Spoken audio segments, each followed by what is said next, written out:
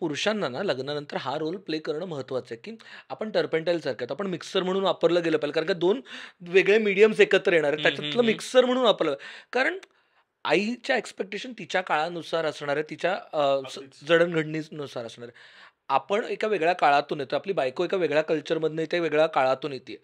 तर त्या दोन्ही एक्स्पेक्टेशन्स क्लच आणि एक्सेलरेटर हळू-हळू ते असं मॅनेज हं, करावं हं. लागणार. कारण का आईला सांगायला लागणार, की ओके आणि स्टँड घ्यावं लागणार आहे. नाहीतर काय होतं, बऱ्याचदा थोडी भीती असते, की स्टँड घेतल्याने भांडणं होतील आणि स्पेशली आपल्या सीरियल्समुळं तर असं वाटतं, की मुलांनी स्टँड घेतला, की हा इधर बायकोचा बैल असतो किंवा हां. ममाज बॉय असतो. अगदी हे बरोबर. 2 टोकच होतात. मध्ये काहीच नाही आणि तुम्ही आईला बोललात, तर आता बायको आल्यावर बोलायला लागला हां. आणि तुम्ही जर बायकोला बोललात, बरोबर तू आईचंच ऐकतोस सगळं. करेक्ट.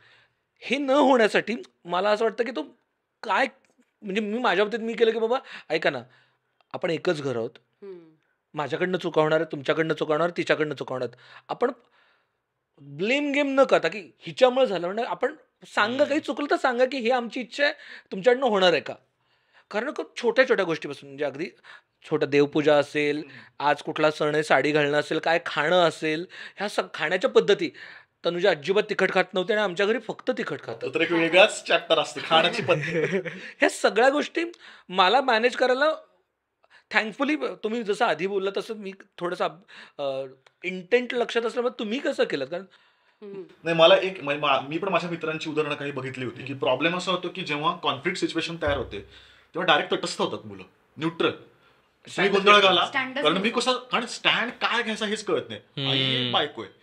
तर मला असं वाटलं, की नाही स्टँड घ्यायला पाहिजे. कारण स्टँड नाही घेतला तर मग तो कॉन्फ्लिक्ट कसा रिझॉल्व्ह करायचा यासाठी प्रयत्न करायला पाहिजे. आणि याच्यामध्ये कसं होतं, आयांचं पण चूक नसतं. आईला ना जास्त मुलांनी काम केलं, की थोडं खटकतं. तिला असं होतं, की मी आजपर्यंत याला लाभलं नाही. आणि हं. तिच्या दृष्टीने ते बरोबर आहे. कारण शेवटी तो तिचा मुलगा आहे. करेक्ट आमच्या आहे. बाबतीतही असंच होईल. आमचा कारण मुलगा मोठा प्रेम झाला. येतं ना प्रेम येतं. बाळाविषयी असं. पण सुनेने काम केलं तर इतकं नाही वाटत. ही एक जनरल बरोबर, मेंटॅलिटी. बरोबर.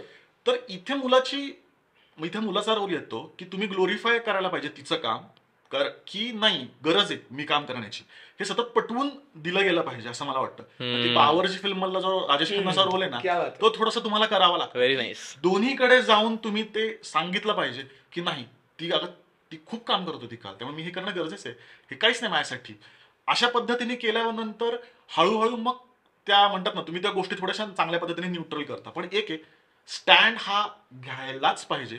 त्याशिवाय पर्याय नाही मला असं वाटतं. अगदी बरोबर आहे. आणि याच्या छोट्या-छोट्या गोष्टी खूप मस्त उदाहरण सांगितलं सुकीर्तनं. म्हणजे ॲक्चुअली संसार युक्तीनंच करावा लागतो आणि तिथे तुम्हाला इतक्या युक्त्या कराव्या लागतात ना, तर ते खूप छान चालतं. हं. आणि असं नाही की एकदा केलं की झालं. तुम्हाला ते आयुष्यभर करायचंय आणि याच्यात थकायला वगैरे होत नाही. It's just how you deal with all the relationships.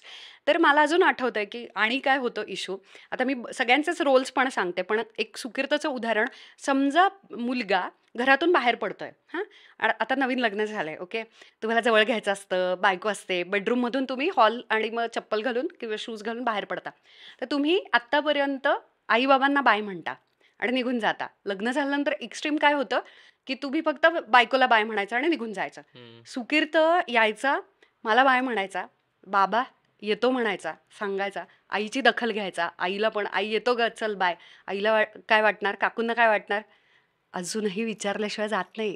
हं. फक्त विचारावसं वाटतं माहितीये. दखल त्यांना काय, त्यांना तुमच्याकडूनचे भयानक पैसे हवेत का आता या वयामध्ये ती बिचारी दागिने आणि गिफ्ट वगैरे मागतात. काहीच आई-वडिलांना फक्त प्रेम आणि दखल घ्यावी असं वाटतं, जी थोडीशी विसर होतो नवीन लग्न आणि याच्यामध्ये. महत्व कमी नाही झालं हे एवढंच फक्त अंडरलाईन बास करायचंय. विचारपूस केली तरी खूप बरं वाटतं. डिसिजन मेकिंगमध्ये त्यांना समाविष्ट केलं, की खूप बरं वाटतं, की आता घरातला एक टीव्ही घ्यायचा आहे एकत्र, ओके.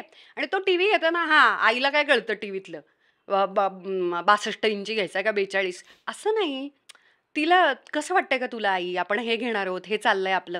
तिला किंवा किती करिअरचे निर्णय घेताना आपण बसवून जे सांगणं असतं ना, की हं. आम्ही असा हं. विचार करतोय की हे करावं. त्यांनी या काय काय गोष्टींचा त्यांना भलं कळत नसेल फील्ड मधलं. म्हणजे आम्ही बसवून नीट सांगितलं होतं, की आता का आम्हाला मुंबईत जाणं गरजेचं आहे. का काय प्रॉब्लेम्स आलेत आमच्या करिअरमध्ये आणि पुढे आम्ही काय गोष्टी करायला पाहिजे. आणि मग आमचे युथ मेंटर प्रल्हाद दादा ते पण खूपच छान वाक्य म्हणतात, की दखल न घेणं हा दखलपात्र गुन्हा आहे. तर त्यांना फक्त दखल, की अरे मला विचारलं माझ्या मुलानं, काय टीव्हीतलं कळतं त्या माऊलीला किंवा त्या आईला बिचाऱ्या. पण तिला औषधं घेतली का? तू जेवलीस का? किती बरं वाटतं. काहीच तिला तुम्ही ताट वाढणं वगैरे काहीच अपेक्षित नाहीये. पण तू जेवलीस का? बाबा कधी आला? दमला असाल, मस्त कुठली मॅच. Spend some time. एक इंडिव्हिज्युअल रिलेशनशिप सुद्धा बिल्ड करायचे आपण लक्षात ठेवलं पाहिजे. आणि ते थोडंसं कुठेतरी वेस्टर्न कल्चरमध्ये खूप छान आहे, की ते ना डेट्स ठेवतात माहिती आहे ना, हम्म. इंडिव्हिज्युअल म्हणजे फादर डॉटर डेट असते. हा. एकत्र आपण पिक्चर वगैरे बघू, आई आई अशा ह्यानं. सो 1 to 1 रिलेशनशिप्स ना हॅम्पर न होता दखल घेऊन. तर सुकिर्ता असं जाताना बाय, आईला पण चल ग येतो बाय, किंवा काय नमस्कार करणं, किंवा बाबा चला येतो पळतो, असं सगळ्यांना बाय म्हणून घेतलं ना, की अरे विचारलं मुलानं. बरं हे पण याच्यात म्हणजे युक्ती आहे ही डिप्लोमॅटिक, मला असं नाही वाटत हे, की दोन्ही पार्ट्याच होतात त्या मुलासाठी, की एक आई वडील आणि पेरेंट्स आणि बायको. तर दोन्ही पार्ट्यांना असं वाटलं पाहिजे की हा माझ्या पार्टीचा आहे. पाहिलं पाहिजे एकदा इकडे जाऊन एकदा तिकडे जाऊन. एवढा चालूपणाच आम्हाला विषय हे end. खूप तुमचं आयुष्य खूप सोपं होतं. चांगल्या म्हणजे अर्थाने जरी चालू मी केलं समजा एखादी गोष्ट पदार्थ असेल, तर मी जास्त ग्लोरीफाय करायला लागलो ना, तर आई कमीच ते करणार आहे. त्यापेक्षा मी जास्त पाडायला लागलो तर ती जास्त उचलणार आहे. त्यामुळे हा जो balance आहे, तुमच्या लक्षात येते आम्ही किती चालू आहोत. हा balance किंवा आणि तुम्हाला हे माहिती आहे ना, तुमचे आई वडील हा व्हिडिओ बघणार आहेत.